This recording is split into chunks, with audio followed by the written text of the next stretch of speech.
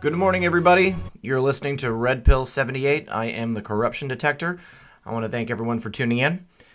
We've got a Gateway Pundit triple play today, and there is a theme. We're going to start off with this piece by Joe Hoft from yesterday's edition. It is highly likely Mueller hacks doctored 302 document, dated months after they ambushed General Flynn, and they hid evidence before. Someone told me how to properly pronounce Mueller. Mueller gang used certified notes with General Flynn that were dated 7 months after the date when the general was ambushed by the FBI in the White House. The 302 reports, delays, and edits definitely led the casual observer to suspect that they were doctored or destroyed because Mueller team members have hidden evidence in the past. General Flynn's short sentencing memo was released within the past 48 hours. In the memo, there was a footnote to an FBI 302 form dated 7 months after the incident with General Flynn in the White House. And here we have a tweet from Technofog. Let's see. Just stating that it's dated 7 months late. It's highly unusual that an interview that had been conducted 7 months prior would just then be taken down into an official form. The Form 302 is highly suspect due to the fact that the FBI had lost prior versions of the same 302, and the latest 302 was not finalized until months after the initial ambush in the White House. This isn't new for the Mueller gang of corrupt, conflicted, and criminal Democrats. Mueller's number 2 Weissman destroyed 302s in the past. There's a precedent set. Every day we uncover new crimes created by the crooks involved in the FBI, DOJ, and Mueller gang. These people have no morals, thirst for power, and will do anything to get it. I couldn't agree with you more, Jim. All right. I will leave a link to this in the pinned comment below. If anyone is ever looking for the articles, I leave them in the pinned comment. Had many people yelling at me to leave links in the description, but I was suggested to not do that. Which brings us to part 2 of our 302 themed morning news brief. This is huge. Judge sentencing General Flynn demands to see FBI 302 documents on Flynn ambush interview, from Christina Layla at the Gateway Pundit. Judge Sullivan, who was assigned to General Flynn's case, is demanding to see the FBI Summary 302 report about the ambush interview according to new court filing. Counterintelligence agent Peter Strokes showed up to the White House on January 24, 2017, along with Special Agent Joe Pkwy to interview General Flynn. The meeting was arranged by former FBI Deputy Director Andrew McCabe.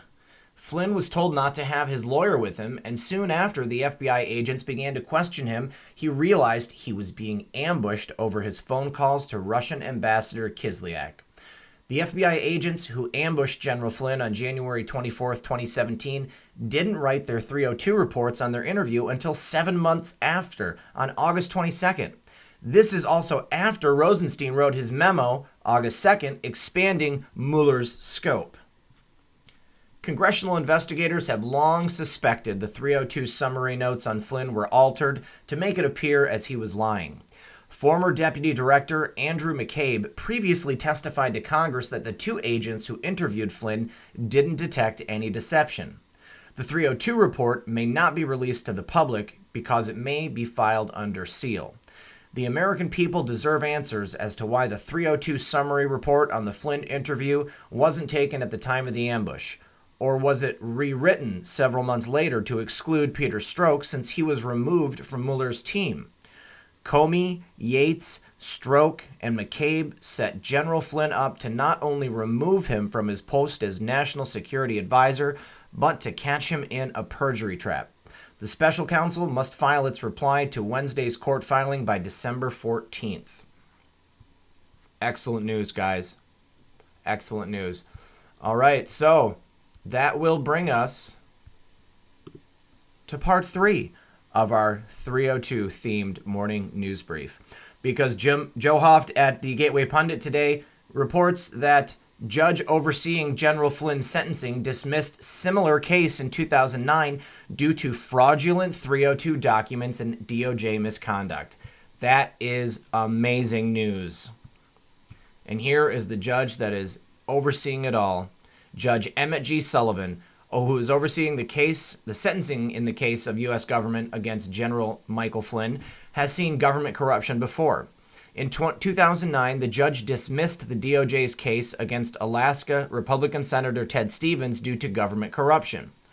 In 2008, Republican Senator Ted Stevens, who was the longest-serving Republican senator in history, was found guilty on 8 felony counts brought by the U.S. government. A few days later, Senator Stevens lost his election in Alaska. When the sentencing finally came down in 2009, the case was dismissed due to DOJ corruption, but it was ultimately too late for Senator Stevens, who lost his re-election a few months earlier. It was just another DOJ setup, and Obama and the Democrats ended up with a supermajority in the U.S. Senate with 60 seats. The far-left New York Times, failing New York Times, wrote at the time, a federal judge dismissed the ethics conviction of former Senator Ted Stevens of Alaska on Tuesday after taking the extraordinary step of naming a special prosecutor to investigate whether the government lawyers who ran the Stevens case should themselves be prosecuted for criminal wrongdoing. Emmett G. Sullivan, speaking in a slow and deliberate manner that failed to conceal his anger, said that in 25 years on the bench, he had never seen mishandling and misconduct like what I have seen by the U.S. Department of Justice prosecutors who tried the Stevens case. Well, get ready, Judge Sullivan, because you're about to see the exact same, if not worse, levels of corruption and mishandling in General Flynn's case.